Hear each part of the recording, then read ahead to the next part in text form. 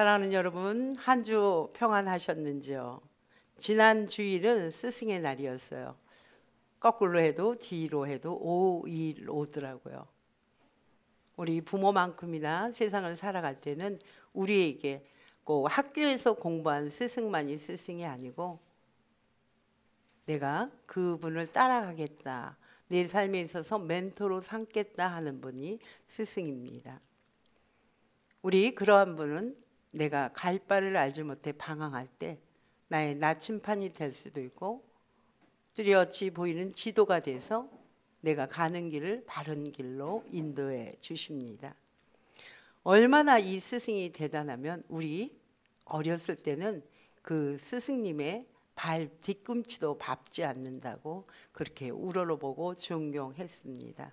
그러나 요즘 시대에는 안타깝게도 스승님, 선생님 명예가 실추됐습니다. 학교에서 가르치는 교육 방침대로 잘 양육하려 하지만 아이들이 너무나 요즘 세대를 매스컴과 SNS와 동영상을 보다 보니까 선생님한테 함부로 하고 조롱하고 선생님을 당혹하게 하고 난감하게 해서 선생님이 하는 자기들이 한 것들은 영상을 찍지 않고 그 선생님이 한 태도에 대해서만 영상을 찍고 그 선생님은 끝내 세상과 교육부에서도 알아주지 못하니까 자기의 목숨으로 극단적 선택으로 선생님이 자기가 옳다고 증명하는 그러한 실태도 자아냅니다. 사랑하는 제자들을 당근과 채찍으로 교육해야 되는데 지금은 사랑은 찾아볼 수 없고 선생님들이 권리만 또 의무만 있다 보니까 학생과 또 선생 사이에 보이지 않는 유리벽이 쳐진 것 같습니다. 보이지 않는 단절된 듯한 지금의 세상입니다.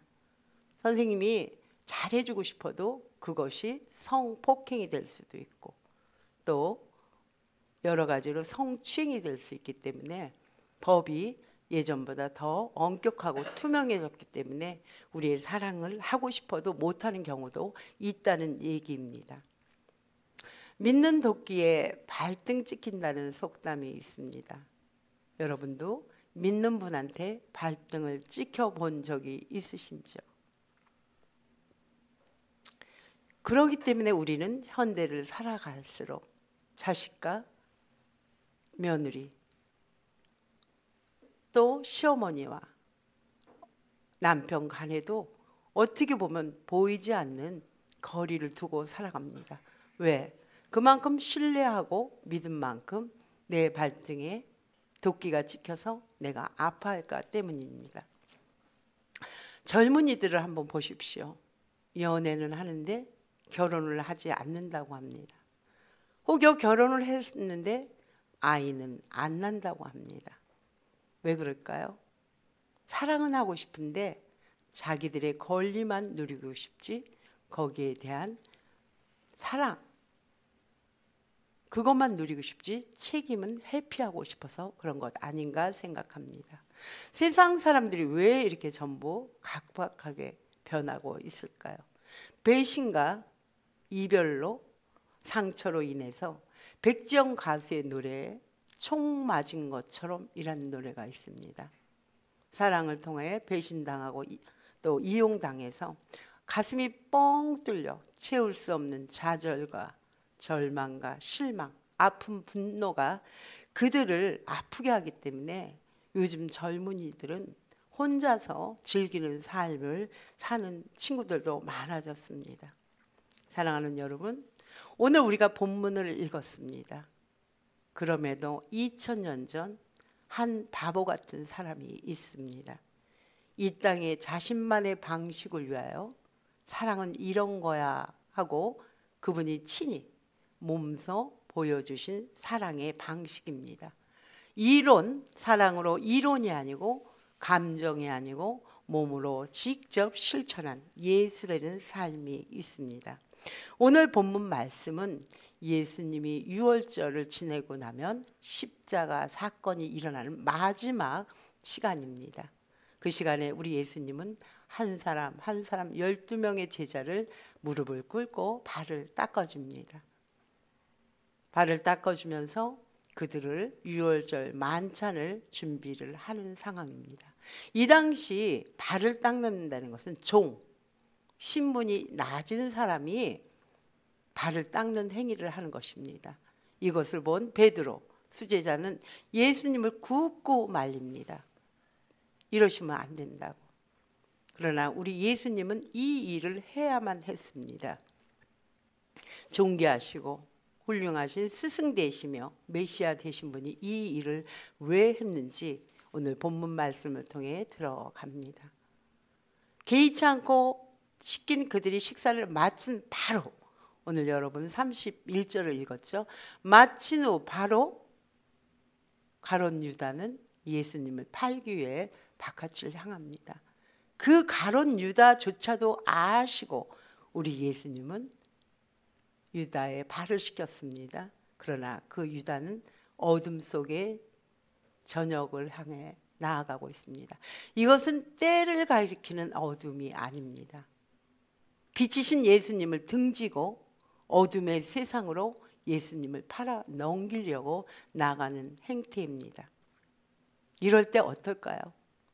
우리가 관계를 갖고 스승도 마찬가지고 우리 부모도 마찬가지고 아이들을 잘 양육하여 그 아이가 사람답게 살기 위해서 부모는 손이 물이 마르도록 밤잠을 새가며 아이들을 키우고 양육합니다. 스승 또한 마찬가지입니다. 그러나 그러한 것을 은혜를 은혜로 갚지 않고 예수님을 은 30냥에 팔겠다고 가룟 유다는 나갑니다. 여러분들이 만약 이랬다면 여러분들 가슴은 어떨까요? 작은 저조차도 믿었던 분들을 사랑으로 극진히 대했을 때 그들이 돌아오는 배신적인 행동에 저 자신도 실망하며 답답하며 이 일을 계속해야 돼 하는 건가? 네가 세상을 얼마나 변화시킬 수 있어? 이렇게 좌절합니다. 좌절하다 못해 답답하고 가슴이 찢겨져 내 목으로 입으로 밥이 안 들어가는 이 작은 일에도 이런데 우리 예수님 3년 동안 제자들한테 그 모든 것을 보여주신 그런 상황입니다. 스승 예수를 판돈 30냥, 한 30데나리온이라고 해요. 1데나리온이 하루 노동자의 가치입니다. 우리 예수님, 그 높고 높은 왕, 그분이 세상 사람한테 30냥에 팔려야 되겠습니까? 예수님 기가 막히지 않을까요? 왕인 내가 너희들을 살리기 위해서 이 땅에 왔는데 나를 너희들 사는 그것도 최하위의 월급 그 돈으로 나를 팔아넘겨? 그것을 알고 예수님은 발까지 씻겨 주신 것입니다. 이것이 예수님이 사랑하는 방식인 것입니다. 우리가 지금 살아가면서 예수 믿습니다, 여러분. 예수 왜 믿습니까? 내 삶이 조금 개선되기 위해서, 건강하기 위해서, 경제적 자유를 누리기 위해서, 관계 속에서 내가 우위를 차지하기 위해서, 내 자녀들이 좋은 직장 취직하기 위해서. 이렇게 예수 믿으시면 여러분 예수를 잘못 알고 있는 것입니다. 이렇게 내가 생각하고 예수를 믿고 교회를 다니고 기도를 할 때 이루어지지 않을 때는 우리 마음은 공허하고 외로워서 예수의 길이 아닌 딴 길로 걸어갑니다. 그러나 그 딴 길로 걸어가는데도 우리 예수님은 그 곁에 여전히 우리를 기다리고 두 팔 벌려 계십니다. 우리가 예수님을 떠났지 예수님은 한 번도 우리를 야단치거나 떠나지 않습니다. 가룟 유다의 배신으로 우리 예수님의 사명은 시작됩니다. 체포와 십자가이죠. 세상 사람이 얘기할 땐 왕으로 오신 예수가 체포와 십자가를 지면 다 끝났다. 우리 예수 믿는 거 꽝이 됐다. 이렇게 생각할 것입니다. 그러나 우리 예수님이 이것에서 보여줄 것은 사람은 사랑의 대상이지 믿음의 대상이 아니라는 것을 알려주고 싶은 것입니다. 이렇듯 우리가 사는 사회도 교회도 우리는 불신사에 살고 있습니다. 입으로는 예수를 믿는다 하면서 사랑 없는 예수, 종교적 행위에 우리는 치우쳐 있습니다. 그래서 오늘 이 본문 말씀이 지금 우리 교회 공동체, 우리 세상 하나님께서 필요한지 모르겠습니다. 배신이 인간의 생각으로 배신이고 어둠이고 절망이지만 그것을 우리 예수님은 십자가로 다시 한번 우리에게 살 길을 주시며 출발점을 여셨습니다. 어떻게? 31절 제가 볼 테니까 여러분은 눈으로 보십시오. 예수님이 가룟 유다가 바로 나간 뒤에 예수님의 말씀입니다. 인자, 예수님은 영광을 받았고 그 영광이 하나님도 받았다고 합니다. 이 배신의 순간 예수님의 정체성, 사명, 영광이 드러난 것입니다. 우리 사람들을 통해 배신당할 때 어때요? 절망하고요, 분노하고요, 아무것도 하고 싶지 않은 우울감에 빠지게 합니다. 사람을 통해서 우리가 영광받고 싶었기 때문에 그런 겁니다. 그러나 도리어 하나님께 영광받는 예수의 삶은 그것이 아니었습니다. 우리가 보기에 배신이 십자가로 가는 것 같지만 하나님과 인간을 이어주는 그것이 접촉점이 되는 것입니다. 세상이 말하는 영광은 높아지는 것입니다. 많이 가진 것입니다. 내 자식이 잘 되고 취직이 잘 되고 화려하고 찬란한 것입니다. 그러나 우리 예수님이 말하는 영광은 잘 기억하셔야 됩니다. 십자가로 우리가 함께 올라가는 것입니다. 십자가가 높임을 받습니까? 수치입니다. 조롱입니다. 좌절입니다. 끝난 것 같습니다. 우리가 생각할 때 이건 영광이 아니고 끝나버린 먼 죽음과 같습니다. 그러나 이것이 도리어 하나님과 인간이 맞닿을 수 없는 연결점을 맞게 하는 십자가의 놀라운 사건이고 은혜입니다. 우리의 십자가 사건, 예수의 사건을 통해서 예수님의 수치와 죽음과 나약함을 통해서 우리 모든 인간에게 구원을 주셨고 영생이라는 선물을 우리에게 주었습니다. 우리의 힘으로는, 우리의 제 심각성으로는 우리는 구원을 얻을 수 없습니다. 그러나 주님은 이미 안 가룟 유다 같은 우리에게도 찾아오셔서 아무 말씀 없이 십자가의 죽음으로 우리 한 사람 한 사람 영혼을 두드리십니다. 이렇게 가라고 했는데 우리는 이론만 갖고 살 수 없어요. 저도 이렇게 잘 산다고 생각했는데 하나님은 이론만큼 실제를 경험해야 완전한 믿음이 되는 것입니다. 아는 것에 그치지 않고 아는 것을 삶으로 내가 부딪혀 봐야 됩니다. 그러나 지난 일주일 동안 저는 많이 부딪혀서인지 내가 그리스도인인가? 내가 과연 목사인가? 그런 생각을 많이 갖게 됐습니다. 하나님 앞에 부끄러웠습니다. 우리의 삶이 가장 어두운 절망으로 이끌 때 그때 손 잡아주시는 주님을 우리는 봅니다. 우리의 정체성, 내가 목사로서 이 일을 할 수 없는 정체성으로 일주일을 흔들리게 했습니다. 그러나 하나님은 이렇게 말씀하시는 것 같았어요. 내 안에서는 어떤 것도 실패가 없단다. 어떤 것도 의미가 없는 일이 없단다. 지금 이 시간이 너한테 위기라면 그것은 도리어 너에게 기회가 된단다. 그리고 너는 내 사랑하는 하나님의 자녀야. 잘했어. 좀 쉬어가도 돼. 천천히 가도 돼. 너 내가 보고 있고 알고 있어. 네 마음만큼은 내가 다 알아. 위로해 주는 말씀 같았습니다. 왜 예수님이 체포 직전에 이 말씀을 제자들에게 했을까요? 우리 예수님은 그동안 이 3년 동안 본 제자들이 봤을 때는 영웅이었습니다. 죽은 자를 살리시고 귀신들을 내쫓고 가난한 자를 먹이시는 5,000명, 7,000명의 이적과 기적을 행했습니다. 약한 자들, 소외된 자들의 밥이 됐습니다. 친구가 됐습니다. 그런 예수님이 이 땅에서 없어진다면 당신의 중심, 당신의 중심부가 되는 영웅과 같은 분이 없어진다면 12명과 앞으로 키웠던 그 많은 제자들은 와르르 무너질까 봐 우리 예수님은 나 대신 너희들이 내가 너희한테 보였던 사랑만큼 너희도 서로 사랑하면 절대로 예수는 무너지지 않고 죽은 내가 너희들을 살게 한다.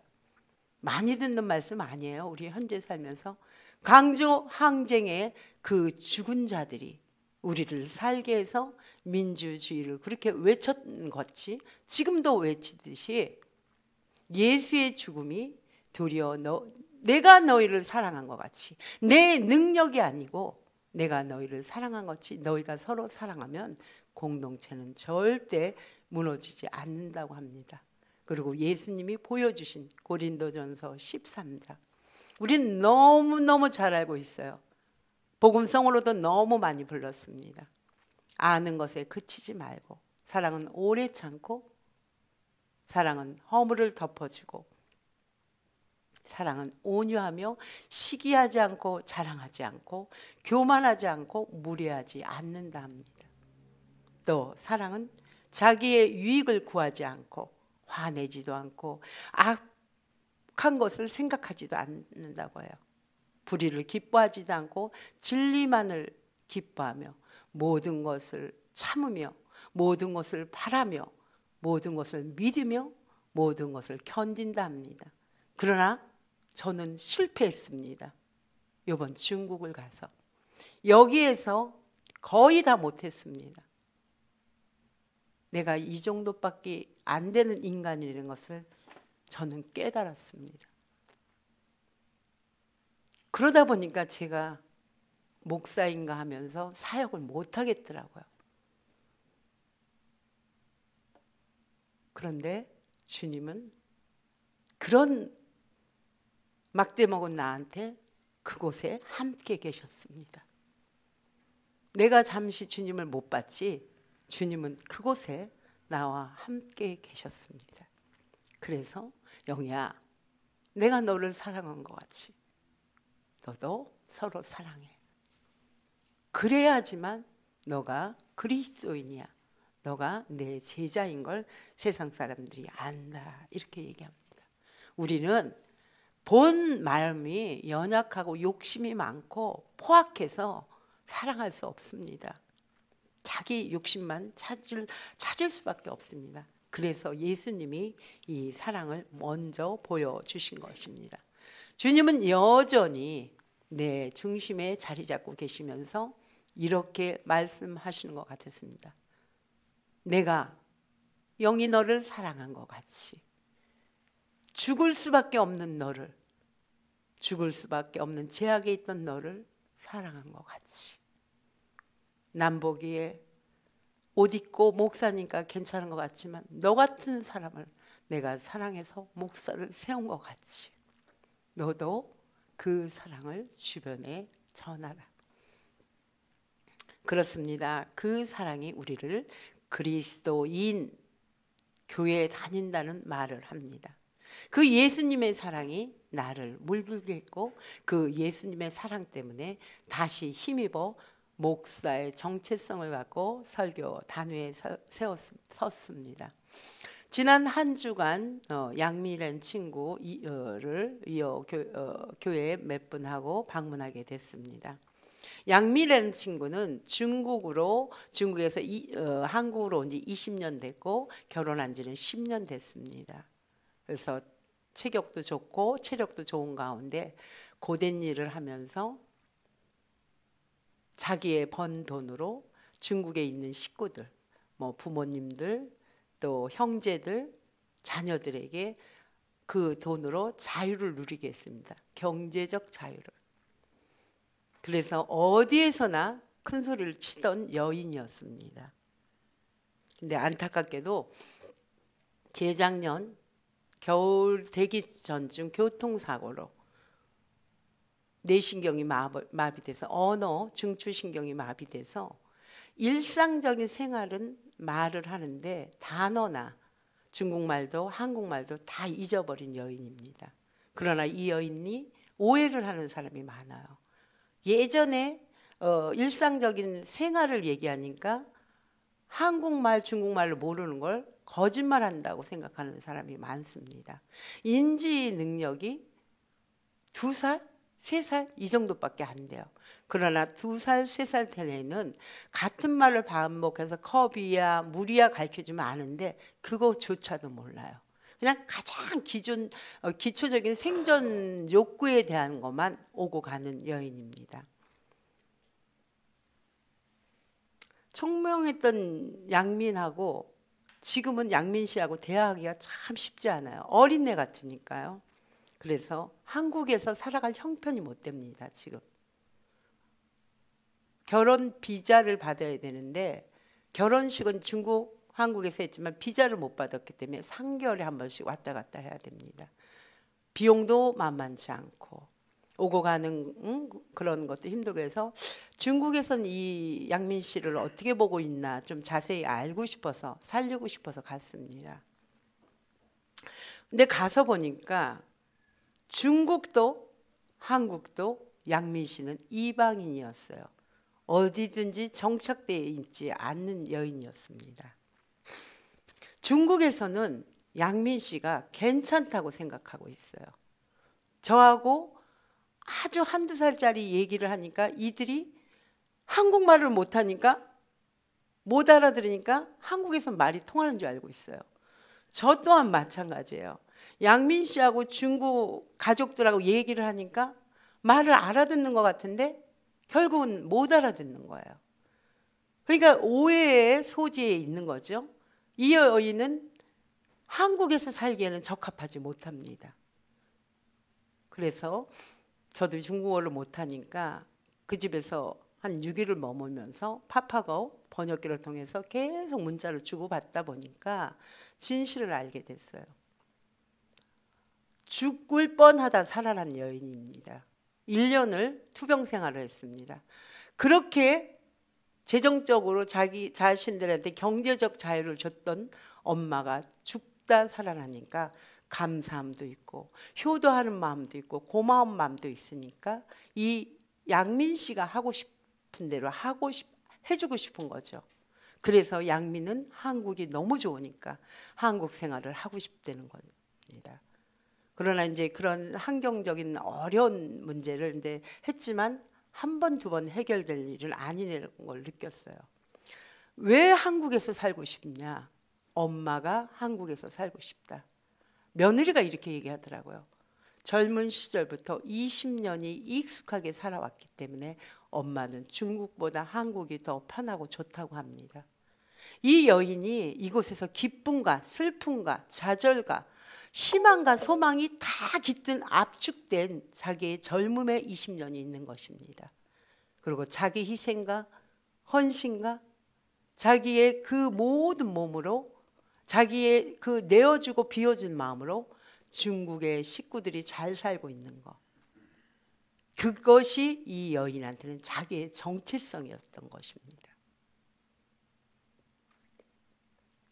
그래서 얘기는 길게 해결이 안 될 것 같아서 그날 우리가 주일날도 겸해서 중국에서는 예배 드리는 게 금한다고 그래서 이제 우리가 A4 용지로 한 장짜리를 준비해서 양민 집, 중국 집에서 처음으로 예배를 드렸어요. 4명이. 예배를 드리고 났더니 양민이 좋았는지 그 다음날 아침에도 A4 용지를 갖고 와서 이거 드리자고 하더라고요.